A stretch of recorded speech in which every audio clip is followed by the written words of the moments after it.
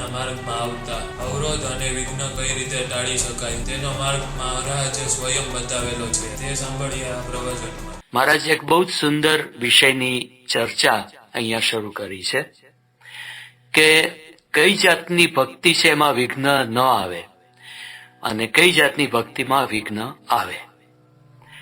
હવે પ્રશ્ન ઘણો ગહન છે, ખૂબ વિચાર માંગી લેવો પ્રશ્ન છે. જેમ કે આપણને એમ લાગે કે ભાઈ માંદગી આવે ત્યારે દવા લેવાની, પણ માંદગી આવતા પહેલા પણ દવા લેવી પડે? તો હા, લેવી પડે. દાખલા તરીકે આ વેક્સિન શું છે? એ દવા જ છે અને માંદગી આવ્યા પહેલા લેવી પડે છે વેક્સિન. કેમ? તો કે માંદગી ન આવે એના માટે. માંદા નથી પડ્યા, પણ માંદગી ન આવે એના માટે મહારાજ આજે આવી રીતની કંઈક વૈજ્ઞાનિક વાત કરે છે એમ સમજીએ. હવે આપણે સત્સંગની પ્રવૃત્તિઓનો વિચાર કરીએ કે આપણે સત્સંગ કરીએ છીએ, સત્સંગમાં શું શું કરીએ છીએ. તો હવે બીજી બાજુ તમે જુઓ કે ભક્તિની અંદર આવે નવધા ભક્તિ, કે જેની વાત રામાયણમાં આવે છે. નવધા ભક્તિની અંદર એમ કે કથા શ્રવણ કરવી, ભગવાનની પૂજા કરવી વગેરે વાતો ત્યાં કરી છે. વર્તમાન સમય પ્રમાણે જોઈએ તો આપણી જે સત્સંગ સંબંધી ક્રિયાઓ છે ને એ બધી ઓલમોસ્ટ આ નવધા ભક્તિની અંદર કોઈક ને કોઈક બીજા સ્વરૂપમાં કવર થઈ જાય છે. દાખલા તરીકે આપણે કથા સાંભળીએ છીએ તો એક જાતની ભક્તિ છે. આપણે ઘર મંદિરમાં આરતી કરીએ છીએ, મંદિરમાં આવીને આરતીનો લાભ લઈએ છીએ તો એક જાતની ભક્તિ છે. આપણે પૂજા કરીએ છીએ તો એક જાતની ભક્તિ છે. ધર્માદો કાઢીએ છીએ એ પણ ભક્તિ છે. સંપર્ક કરવા જઈએ છીએ એ પણ ભક્તિ છે. આપણા સ્થાનિક મંદિરની અંદર સેવામાં આવીએ એ પણ ભક્તિ છે. તો જુઓ, આપણો સત્સંગ અને ભક્તિ આમ જુઓ તો આમ બે જુદા ના પાડી શકાય એવી રીતે એકબીજા સાથે વણાયેલા, એકબીજા સાથે આમ જોડાયેલા અંગો છે. તો આજે આ ભક્તિમાં વિઘ્ન ન આવે મહારાજ આટલો બધો ભાર કેમ મૂકે છે? જો બહુ શાંતિથી વિચાર કરીએ તો વચનામૃતમાં અને સ્વામીની વાતોમાં ખરેખર ખૂબ જ ભાર મૂક્યો છે. એક કલ્પના કરો કે વચનામૃતમાં ભક્તિ શબ્દ કેટલી વખત મહારાજે વાપર્યો છે. આમ આ તો સંશોધન કરીએ તો ખ્યાલ આવે 411 વખત ભક્તિ શબ્દ વચનામૃતમાં વાપર્યો. સ્વામીની વાતોમાં 87 વખત વાપર્યો. એટલે કુલ 498 વખત ભક્તિ શબ્દ વચનામૃત અને સ્વામીની વાતોમાં વાપરવામાં આવ્યો છે. 500 વખત ભાઈઓ, આ કઈ થોડી વાત છે? તો એમાં વિઘ્ન ન આવે એ જોવાની આપણી કેટલી ફરજ છે. ભક્તિની અંદર વિઘ્ન એટલે શું? ભક્તિની અંદર વિઘ્ન એટલે મોડા પડી જઈએ. એટલે કે અમુક જે આપણે કરતા હોઈએ છોડી દે. પૂજા કરતા હોય તો પૂજા બંધ થઈ જાય, મંદિરમાં આવવાનું બંધ થઈ જાય, અથવા તો પૂજા કરતા જ હોય પરંતુ માળા ઓછી ફરે, શોર્ટકટ વાગે, આવું બધું. બીજું ભક્તિમાં વિઘ્ન શું? નાસ્તિક ભાવના વિચારો આવે કે કરીએ છીએ પણ આ જરૂરી છે? આ તો ઠીક છે, કરવું પડે એટલે કરીએ છીએ. બીજું વિઘ્ન શું આવે? શુષ્કતા આવી જાય. કરીએ છીએ પણ મિકેનિકલ ચાલે. આમ ભક્તિ કરવા પછી છે ભગવાનની મૂર્તિનો આનંદ આવવો જોઈએ ને, એ આનંદ ના આવતો હોય. એટલે આ બધી જે બાબતો જે છે એ ભક્તિમાં વિઘ્ન છે. તો એ વિઘ્નને ટાળવા માટે મહારાજ કહે છે કે પહેલાથી તમે વેક્સિન લઈ લો. આ એવું વેક્સિન લઈ લો કે જેથી કરીને જે પેલા વિઘ્ન રૂપી વાયરસ છે ને અસર જ ના કરે, દૂર રહે, એનું કઈ ચાલે જ નહીં, તાકાત જ ના ચાલે. બીજી એક દ્રષ્ટિએ વિચાર કરો કે આપણે ભક્તિ તો ઘણી બધી કરીએ છીએ પણ એ ભક્તિની અંદર વિઘ્ન નથી આવતું. આપણે એવી ને એવી સારી રીતે કરીએ છીએ પણ આગળ વધવાનું કે નહીં? જેટલી ભક્તિ આજે કરીએ છીએ એના દ્વારા આપણને એવું બળ મળવું જોઈએ, એવો આનંદ મળવો જોઈએ કે આવતીકાલે વિશેષ સારી થાય. જેમ આજની દુનિયામાં અહીંયા અમેરિકામાં જે આ ફોન હોય છે, બીજા બધા સાધનો હોય છે, એનું સોફ્ટવેર હોય છે, એની પાછળ એ અપગ્રેડ થતું જાય છે. અપગ્રેડ થાય છે આખી સિસ્ટમ, આખી એની ઓપરેટિંગ સિસ્ટમ અપગ્રેડ થાય છે. અરે હાર્ડવેર પણ અપગ્રેડ થાય છે. તો ભક્તિ પણ અપગ્રેડ થવી જોઈએ ને. એ કઈ રીતે થાય? મહિમા યુક્ત ભક્તિ એ ભક્તિનું અપગ્રેડ. ભક્તિ એ સજ ભક્તિ છે, મહિમા યુક્ત ભક્તિ એનું અપગ્રેડ વર્ઝન છે. એનાથી આપણને વિશેષ ઉત્સાહ આવે, વિશેષ આનંદ આવે. એટલે આજના દિવસે જો આપણે વિચાર કરીએ, આમાંથી ઘણા બધા હરિભક્તો એવા છે, આદર્શ હરિભક્તો, એટલા બધા નિયમ ધર્મમાં દ્રઢ, કઈ ભૂલ જ ના કાઢી શકીએ, જ્ઞાનની અંદર દ્રઢ, કથા વાર્તા સમજે, સાંભળે, કરે એની અંદર દ્રઢ. માનો કે કદાચ એક ફોર્મ કાઢવામાં આવે કે તમે આ વસ્તુ કરો છો, યસ નો ટીક, આ કરો છો, યસ નો ટીક. કેટલાક એવા છે કે જેનો મહિમા આપણે ખરેખર સમજવો જોઈએ. એ ભક્તોમાંથી તમે કાંઈ જ ન કાઢી શકો, જેના ફોર્મમાં બધી 100% ટીક નીકળે. એને હવે શું કરવાનું? એને જે કરે છે એ તો કરે જ છે. એની અંદર હવે જેટલો મહિમા ઉમેરાતો જશે તો એ સોનામાં સુગંધ જેવું થશે. હવે પછી ક્રિયા નવી કરવાની નહીં આવે, પણ જે કરીએ છે એને સારી રીતે કરવાની આવશે. ક્વોન્ટિટીની અંદર કદાચ આપણે પરફેક્ટ છીએ, ક્વોલિટી સુધારવાની છે. એ છે મહિમા એ સહિત ભક્તિ. તો આપણે ભક્તિની વાત કરતા હતા અને એની અંદર મહિમાનું તત્વ ઉમેરીને એનો મહિમા કેમ આટલો બધો કહેવા માંડ્યા? તો જુઓ, મહિમા ઉપર કેટલો ભાર મૂકવામાં આવ્યો છે. મહિમા શબ્દ વચનામૃતમાં 101 વખત આવે છે અને મહાત્મ્ય શબ્દ વચનામૃતમાં 190 વખત આવે છે, એટલે કે 291 વખત.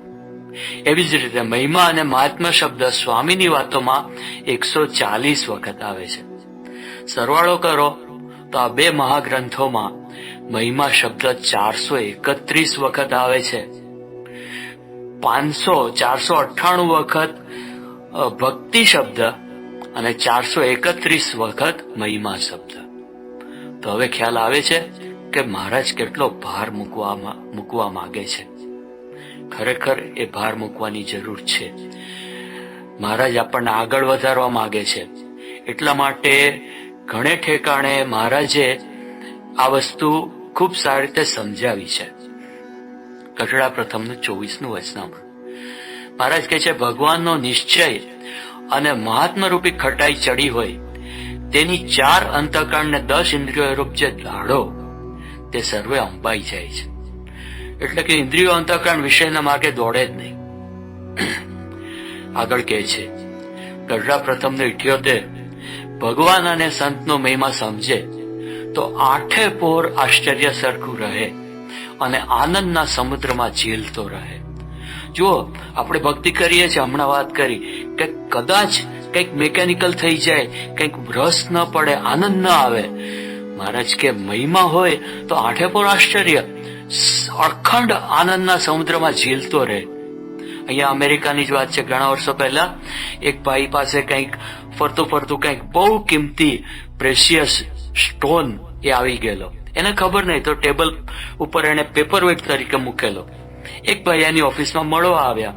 એને જોયું કે આ તો બહુ પ્રેશિયસ છે અને એને એમ જ માંગ્યું કે આ મને આપશો, આ મને ગમી ગયું. તો કે આ લઈ જાઓ, કે આ પડ્યું છે પથરો. લઈ ગયા. એ માણસને એની કિંમત હતી, એણે $2 million એ વેચ્યું. હવે ત્યાંથી ફરતું જેની પાસે ગયું એને એની કિંમત ખબર હતી, એને આગળ વેચ્યું, $6 million એ વેચાયું.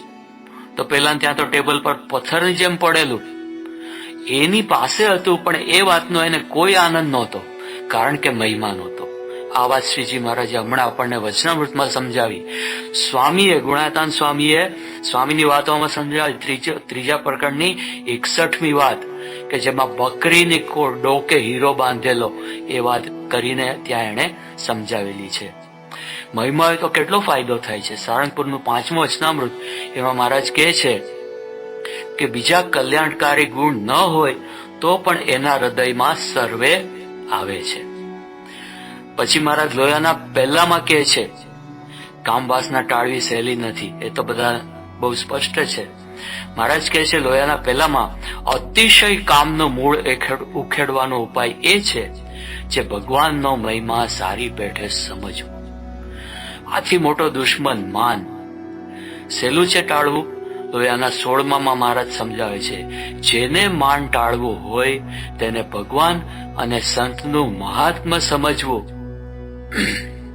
એમાં આગળ કહે છે, આત્મનિષ્ઠા અને ભગવાનની મૂર્તિનો મહિમા સમજવા થકી કોઈ પદાર્થને વિશે વાસના રહેતી નથી. પ્રથમના 73માં કહ્યું, એટલે કે કામ શું માન શું આતે બધું ઓલ ઇન વન. જો એક આ મહિમા એ વસ્તુ આવી જાય તો કશું ટકતું નથી. એક વખત મહારાજ ગઢડામાં બિરાજમાન હતા અને ઘેલા નદીમાં પૂર આવ્યું. તો એ વખતે બહુ ભારે પૂર હતું. એમાં છોકરો તણાતો હતો. મહારાજના કહેવાથી રતનજી અંદર પડ્યા ને એને ઉગાર્યો પણ ખરો. પછી મહારાજ કહે છે કે આ પૂરમાં હાથી ઘોડા કે ઊંટ એ પડ્યા હોય તો સામે પાર નીકળે? તો કે ના, ન નીકળે, તણાઈ જાય. મહારાજ કે પૂર ઉતરી જાય પછી? તો ભગુજી કે નાના છોકરા પણ પાર ઉતરી જાય. મહારાજ કહે છે કે જીવના હૃદયમાં કામાતુર, ક્રોધાતુર, લોભાતુર, સ્નેહાતુર, માનાતુર આ 5 દોષોના પૂરનો વેગ અંતઃકરણમાં જબરો છે. તેથી જીવ સંસાર સાગર તરતા નથી. પણ જો આત્મનિષ્ઠા હોય અને અમારા સ્વરૂપનું મહાત્મા હોય તો આ 5 દોષના પૂર સહેજે તરી જવાય. સંવત 1996માં સાળંગપુરમાં શાસ્ત્રીજી મહારાજ હતા અને જળજીલણીના પારણાના દિવસે સંતોને પત્તરની પ્રસાદી આપતા હતા. એ જોઈને પૂજ્ય સંત સ્વામી એમણે શાસ્ત્રી મહારાજને પ્રશ્ન પૂછ્યો કે ભગતજી મહારાજને પણ આવી જ પ્રસાદી મળેલી. એ તો ગોંગડા હતા, ફગવા પણ નહોતા. તેમ છતાં એમણે પૂછ્યું કે મારો કામ ક્રોધ બળી ગયો? તો ગુણાતાન સ્વામી કહ્યું કે બળી ગયો. એવી રીતે અમે કેટલી વાર પ્રસાદી લીધી છે અને તમે આપી છે, પણ અમારા દોષ કેમ ટળતા નથી?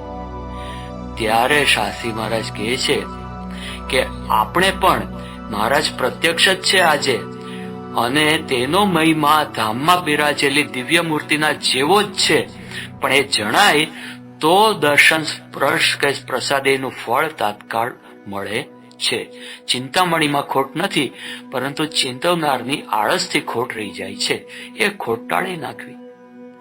તો જો આમાં વાત એ આવી અગત્યની કે એની પ્રસાદી આપણે આપણો વિચાર કરીએ, આપણને મળે જ છે ને. આપણે કેટલી વાર બાપાની પ્રસાદી લીધી, પણ એ મહિમા સહિત કે ધામને વિશે જે મૂર્તિ છે એ જ આ પ્રત્યક્ષ છે, એ મહિમા અને પછી પ્રસાદી એટલે કે ભક્તિ જુઓ તો ટળી જાય.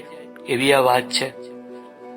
ગઢડા મધ્યના 4થા વચનામૃતમાં મહારાજ એમ કહે છે કે ભગવાનની મૂર્તિનું મહાત્મ્ય જાણ્યા વિના કોટી સાધન કરે તો પણ ભગવાનની મૂર્તિનું અખંડ ચિંતન થતું નથી. અને જે ભગવાનના સ્વરૂપનો મહિમા જાણે છે તેને જ ભગવાનનું અખંડ ચિંતન થાય છે.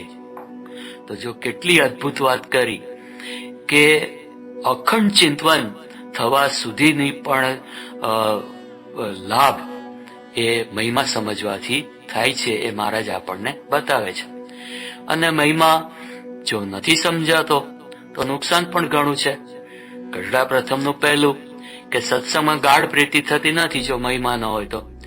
ગઢડા પ્રથમનું 78મું કે મહિમા વગર અસદ વાસના ટળતી નથી. કાર્યાણીનું 9મું કે સત્સંગી છે તો પણ મહિમા ન હોય તો એને અડધો વિમુખ જાણવો. ગઢડા મધ્યનું 4થું હમણાં આપણે સાંભળ્યું, ભગવાનની મૂર્તિનું અખંડ ચિંતન થતું નથી. સ્વામીની વાતો પહેલા પ્રકરણની પહેલી જ વાત, મહિમા વિના ગમે એટલા સાધન કરે પણ જીવ બળને પામે નહીં. સ્વામીની વાતો 3જા પ્રકરણની 26મી કે મહિમા જાણ્યા વિના સુખીઓ થાય નહીં. એટલે આપણે સમજવું પડશે કે હવે આપણે અપગ્રેડ આપણા સત્સંગને કરવા માટે મહિમા જેટલો બને એટલો ઉમેરવાની જરૂર છે. જયપુરના સર સેનાપતિ હતા હરિસિંહ. એ ભગવાનમાં ખાસ માનતા નહોતા. એક વખત જયપુરમાં એક નગરયાત્રા કંઈક સવારી જેવું નીકળેલું. એમાં ભગવાનની મૂર્તિ હતી, ઉત્સવ મૂર્તિ જેને આપણે કહીએ, એ લઈને બધું એ સવારી ચાલતી હતી. ત્યારે હરિસિંહ કહે છે કે આ બધા શું આ પૂતળા લઈને ફરે છે, મને આમાં જરા પણ આમ કઈ મજા આવતી નથી, કઈ સારું દેખાતું નથી.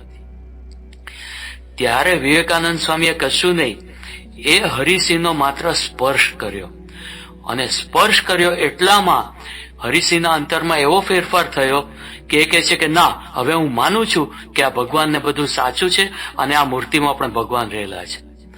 હવે જો વિવેકાનંદ સ્વામીને રામકૃષ્ણ પરમહંસના સમાગમથી આટલો એના મનમાં આટલો એમનામાં ફરક પડેલો, તો હરિસિંહના જીવનમાં પણ આટલો ફરક પાડી શક્યા.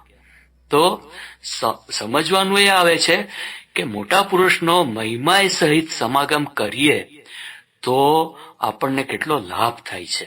એટલે શ્રીજી મહારાજે આપણને વસ્તુ જે બતાવી છે બહુ અદભુત, કે મોટા પુરુષનો જે સમાગમ મન કર્મ વચને મહિમાય સહિત થાય તો આપણા હૃદયમાં ભક્તિ ઉદય થાય.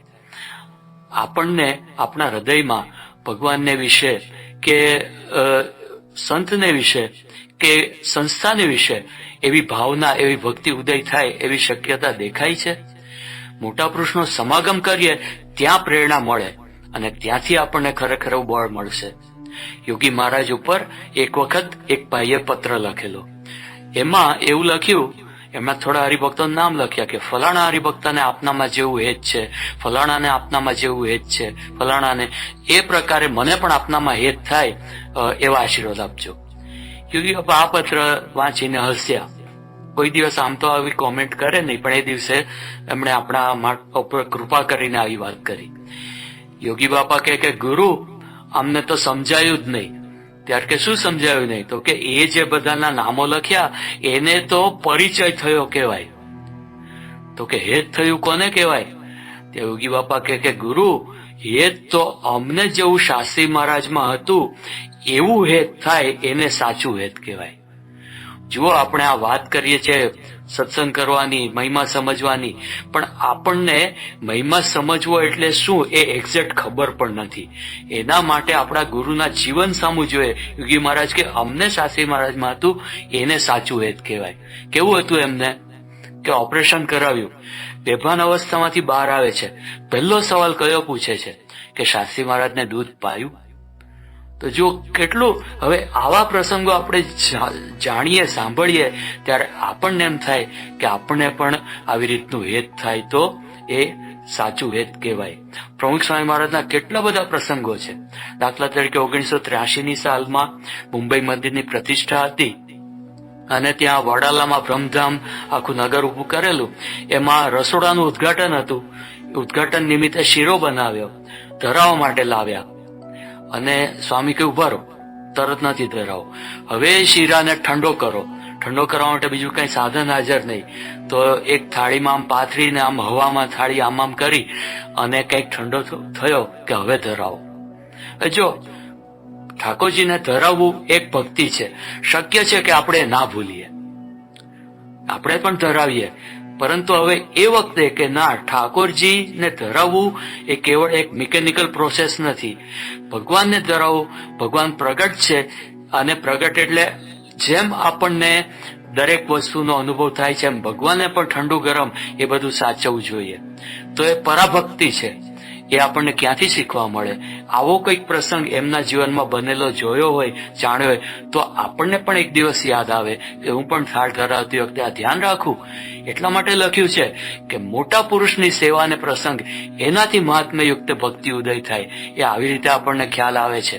લંડનમાં એક વજન કાંટો હતો, તો પ્રમુખ સ્વામી મહારાજ આગળ લાવ્યા કે આના ઉપર વજન કરો. સ્વામી કે ઠાકોરજીને પ્રસાદીનું કરીએ. તો ઠાકોરજીને પધરાવ્યા. જો આ વાત બરાબર છે કે ભાઈ ઠાકોરજીને ધરાવ્યા.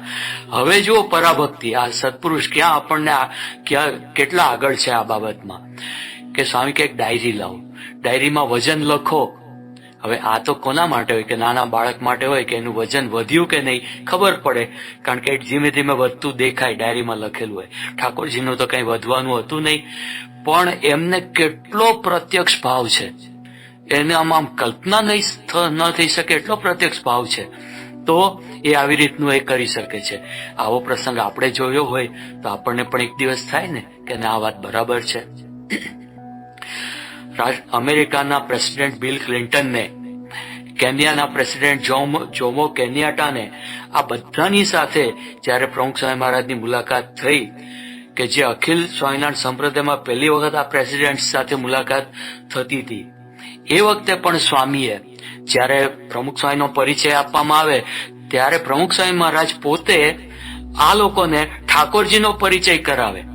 અરે એ લોકોને મન તો આ ઠાકોરજી ખાલી એક સ્ટેચ્યુ હતું, એક સિમ્બોલ હતું, પણ એને સાક્ષાત ભગવાન છે એવી રીતે પરિચય કરાવે. કેટલી પરાભક્તિના પૂર એમના અંતરમાં ઉછળતા હશે. આ આપણે જોયું હોય તો આપણા અંતરમાં પણ મહિમા સહિત ભક્તિ જાગૃત થાય કે નહીં? અરે 1977ની સાલમાં સ્વામી બાપાની પરદેશ યાત્રા હતી. પાછા આવ્યા પછી બીમાર પડ્યા. એક વખત એ પોતે આમ બોલતા હતા અને પોતાની ભાવનાઓ વ્યક્ત કરી. એમાં એ પોતે એવું બોલ્યા, પોતે બીમાર જ હતા. એ કહે છે કે ઠાકોરજીને આ યાત્રામાં આપણે બહુ ભીડો આપ્યો. હવે આપણે આપ્યો? હવે એ તો ભીડો તો સ્વામીએ વેઠ્યો છે. આપણે પોતે એ જગ્યાએ હોઈએ તો એમ સમજીએ કે મેં ભીડો વેઠ્યો. ભગવાનને ભીડો જ શું પડ્યો છે? જો સ્વામી કેટલો પ્રત્યક્ષ ભાવ છે એમને કે બહુ ભીડો આપ્યો, એ અપરાધ થયો, એની સજા થવી જોઈએ એટલે બીમારી આવી. શું ભાવના છે આ પુરુષની! કેટલું ઠાકોરજીને વિશે કેટલી મહિમાની દ્રષ્ટિ. હવે આ જો આપણે કંઈક શીખી શકીએ તો આપણે પણ એ પરાભક્તિના માર્ગે ચોક્કસ આગળ વધી શકીએ. તો એવી આ વાત છે. હવે આપણે અગાઉ વાત કરી એ પ્રમાણે હવે એક બીજો એવો નિયમ કે ભગવાનનો મહિમા, સંતનો મહિમા, હવે કે છે ભગવાનના ભક્તોનો મહિમા. આ જે ભગવાનના ભક્તોનો પણ મહિમા સમજવો, એના દ્વારા ભક્તિ કરવી ભગવાનની, આ જે એક નવી મેથડ છે, એક નવી ટેકનિક છે, એ આપણને આ પ્રગટ સત્પુરુષ શીખવી શકે. એ સિવાય બીજા કોઈના મગજમાં આવે તો શીખવી શકે ને? આ એમની મોનોપોલી છે, માસ્ટરી છે. પ્રથમના 56ના વચનામૃતમાં મહારાજ કહે છે, ભગવાનના ભક્તનું મહાત્મ્ય જાણીને પોતે દેહ કરીને તેમને નમસ્કાર કરે તથા તેમની સેવા ચાકરી કરે અને જો હૈયામાં માનનો સંકલ્પ થાય તો તેને ઓળખે ને વિચારનું બળ રાખે તો માન ટળી જાય.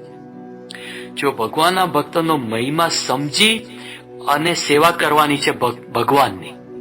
મહિમા ભક્તનો સમજવાનો, સેવા ભગવાનની કરવાની, બેને સાથે રાખવાના. હવે આ વાત તો એક આદર્શ વસ્તુ છે. આપણને શીખવા કઈ રીતે મળે? એ આ પુરુષોના જીવન સામું જોઈએ તો શીખવા મળે. એટલે જ લખ્યું છે કે સત્પુરુષનો મહિમા એ સહિત સમાગમ, એનાથી ઉદય થાય. જુઓ, યોગી મહારાજ હતા. એક વખત અનકોટ માં આગલે દિવસે પેલું ચોપડા પૂજન કરે ગોંડલમાં, અને દર વખતે રાજકોટ જતા. એ રીતે નીકળ્યા રાજકોટ જવા માટે. તો રસ્તામાં વાસણ ઉટકવાની ચોકડી પાસેથી પસાર થયા. ત્યાં યુવકો વાસણ ઉટકે. એમાંથી એક વાડકી ઉપાડી યોગી મહારાજે અને આમ ચેક કરી અને પછી કે ગુરુ બરાબર સાફ નથી થઈ, એમાં ચિકાસ છે, બરાબર સાફ થવી જોઈએ. હવે નેચરલ વાત છે કે સાફ બરાબર થવી જોઈએ. પછી યોગી બાપા જુઓ, એ કહે છે કે ગુરુ બરાબર સાફ થવી જોઈએ કારણ કે આમાં ઠાકોરજી જમે. ત્યારે પેલા યુવકો કહે કે બાપા, આમાં ઠાકોરજી નથી જમતા, આમાં હરિભક્તો જમે છે. ત્યારે યોગી બાપા બોલે છે કે ગુરુ, હરિભક્તોમાં રહીને ઠાકોરજી જમે. યોગી બાપાને મન આ હરિભક્તોની સેવા એ ઠાકોરજીની સેવા બરાબર છે. એટલે કે મહિમા સમજવો તો ભગવાનનો તો સમજવો, એ તો સમજાય વાત છે. આ ભક્તોનો પણ સમજવો અને બે ભેગા રાખી અને ભક્તિ કરવી, એટલે કે વાસણ ઉટકવા, એટલે કે સેવા કરવી, એ ઠાકોરજીની થાય છે. આ બે મિક્સ કરીને ચાલુ, આ સત્પુરુષ સિવાય કોણ આવું લેસન આપી શકે? કોણ શીખવાડી શકે? એક વખત પૂજ્ય હર્ષદ કાકા, એનો નાનો દીકરો વાસુદેવ, એ બાળક, એ બીમાર હતો. યોગી બાપાને ખબર પડી. જો યોગી બાપા આ બે વસ્તુ કેવી ભેગી કરે છે, ભગવાન ને સંતનો, અરે ભક્તનો અને ભગવાનનો મહિમા. યોગી બાપા કે આ જો વાસુ સાજો થઈ જાય તો હું ઠાકોરજીના વાસણ ઉટકીશ. આપણે ઘણી જાતની માનતાઓ કરી. ગોંડલમાં જતા, અક્ષરદેરીમાં જતા, અક્ષરદેરીની 5 પ્રદક્ષિણા વધારે કરીશ, આવી માનતા નથી કરી. માળા ફેરવીશ, આવી માનતા નથી કરી. કેવી માનતા કરી? ઠાકોરજીના વાસણ ઉટકીશ, એટલે ભક્તિ થાય છે ઠાકોરજીની. પણ કયા હેતુથી? તો કે વાસુદેવ સાજો થઈ જાય. ભગવાનના ભક્તોનો મહિમા અને ભગવાનની ભક્તિ, આનું આમ કેટલું પરફેક્ટ આમ એમાલગમેશન આ સત્પુરુષ સિવાય કોણ શીખવી શકે? મહંત સ્વામી મહારાજ સાળંગપુરમાં હતા અને ઠાકોરજીના દર્શન કરવા જતા હતા. ઠાકોરજીના દર્શન એ તો ભક્તિનું કાર્ય છે. ઠાકોરજીના દર્શન કરવા જતા હતા અને રસ્તામાં ત્યાં પગથિયા આગળ સંતો બધા જે અગાઉ ઉપર પહોંચી ગયેલા તે લોકોના ચપ્પલ પડેલા, લાઈન બંધ, બધાના પગરખા બધા પડેલા. તો મહંત સ્વામી મહારાજ ત્યાં પગે લાગે છે, પછી ઉપર જાય છે. જો ભક્તિ તો ભગવાનની કરે છે, આરતીમાં જ જાય છે, પણ ભેગો ભેગો ભક્તોનો મહિમા કે રસ્તામાં પડેલા ને. તો જુઓ, આ બે વસ્તુ આ ભેગી કરીને આપણને સત્પુરુષ સમજાવી શકે કે આ ભગવાનની ભક્તિ એ મહાત્મ્યયુક્ત ભક્તિ અને એ મહિમાની અંદર આ ભગવાનના ભક્તોનો મહિમા પણ ભેગો ભેગો ઉમેરી દેવાનો. પ્રમુખ સ્વામી મહારાજ 1972ની સાલમાં સૌરાષ્ટ્રની પંચતીર્થી માટે નીકળેલા હતા અને એમાં એક ઠેકાણે જતા હતા તો આગળ હરિભક્તો ને યુવકો બધા આગળ આગળ દોડતા જતા હતા.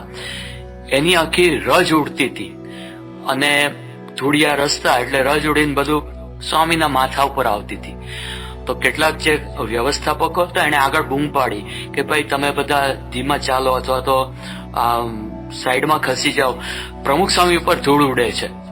ત્યારે સ્વામી શું બોલ્યા કે ભલે ઉડે કે આ કે પ્રસાદીની રજ છે ભગવાનની, અને પ્લસ આ ભક્તો ચાલે છે તો એની પણ ચરણ રજ ભેગી થઈને જો મારા માથે ઉડે છે તો આ ક્યાંથી આવવા દો કે. તો જો ભગવાનનો તો મહિમા છે, ભક્તિ તો છે જ, ભક્તોનો પણ મહિમા છે. હવે આ બે ભેગું કરીને આપણને સમજાવે છે કે આવી રીતે જયારે કરો ત્યારે આ છે તે તમારી મહિમાયુક્ત ભક્તિ એ પ્રોપર ડેફિનેશનમાં આવીને બેસે છે. અરે એટલું જ નહીં, સંબંધના મહિમાની અંદર તો પછી સ્થાનનો મહિમા કે આ સત્પુરુષ જયારે આ દર્શન કરવા જતા હોય તો પ્રસાદીના સ્થાનના કેવા પ્રેમથી દર્શન કરતા હોય છે. ઘણા પ્રસંગો એના છે કે પ્રસાદીની વસ્તુનો કેટલો બધો મહિમા હોય છે. તો એ બધી બાબતોનો આપણે વિચાર કરીએ તો ખ્યાલ આવે કે હવે આપણે આપણો જે સત્સંગ એમાં એક તો કે નિર્વિઘ્ન રહેવો જોઈએ, કોઈ પ્રશ્ન ના આવવો જોઈએ, વેક્સિન બરાબર કામ કરવું જોઈએ. બીજે નંબરે અપગ્રેડ થવો જોઈએ કે જેમ જેમ આગળ વધીએ ને એમ ભગવાનની મૂર્તિનો આનંદ વિશેષ વધવો જોઈએ. આપણને સત્સંગ સેવા કરવામાં વિશેષ મજા આવવી જોઈએ. તો એના માટે 3 મુદ્દા અગત્યના છે આ વચનામૃતમાં આપણે સમજવાનું કે એક તો ભક્તિનું અપગ્રેડ એ આ મહિમાયુક્ત ભક્તિ છે. ભક્તિ મિકેનિકલ ના કર્યા કરવી પણ મહિમાનો વિચાર ઉમેર્યા કરવો, આ પહેલો મુદ્દો છે. બીજો મુદ્દો એ છે કે જે મહિમા સમજવો તો મહિમાની અંદર પણ કઈ રીતે સમજવો એનું સાધન શું છે તો કે મોટા પુરુષની સેવા અને પ્રસંગ એના દ્વારા આ મહિમા ઉદય થશે. અને ત્રીજો મુદ્દો કે એ જે મહિમા એ કેવળ ભગવાનનો એકલાનો નહીં પણ ભગવાનનો, સંતનો એટલે કે ગુરુનો, ભક્તોનો અને ભગવાનના સંબંધવાળી દરેક વસ્તુનો મહિમા સમજવો. તો આ રીતે આખી આપણી જે ભક્તિને આપણે અપગ્રેડ કરવી છે, ભગવાનનું સુખ લેવું છે, એની અંદર આપણે વિશેષ આગળ વધી શકીશું. મહારાજ સ્વામી, પ્રમુખ સ્વામી મહારાજ, મહંત સ્વામી મહારાજ આપણને દરેકને આ બાબતનું ખૂબ બળ આપે એ જ પ્રાર્થના. શ્રી સ્વામિનારાયણ ભગવાનની જય.